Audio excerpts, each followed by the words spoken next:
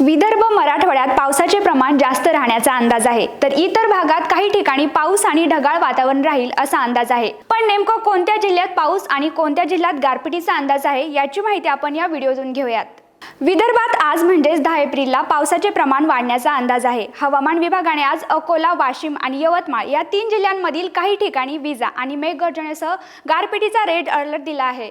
तर यावेळी 50 ते 60 किलोमीटर प्रति तास वेगाने वारे वाहण्याचाही अंदाज आहे। तर विदर्भातील बुलढाणा, अमरावती, वर्धा आणि नागपूर या जिल्ह्यांमध्ये काही ठिकाणी गारपिटीचा ऑरेंज अलर्ट दिलाय।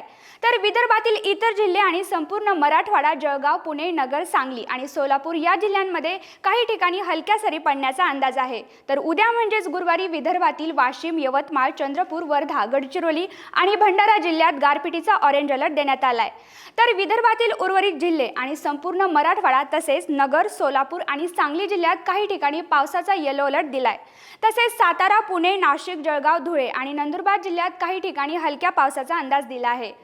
शुक्रवारी वाशिम आणि वर्धा जिल्ह्यात गारपिटीचा ऑरेंज अलर्ट देण्यात आला आहे। तर विदर्भातील उर्वरित जिल्ह्यांमध्ये आणि संपूर्ण मराठवाडा, सोलापूर, सांगली आणि जळगाव जिल्ह्यात काही ठिकाणी विजा आणि मेघगर्जनेसह हलक्या पावसाचा अंदाज आहे।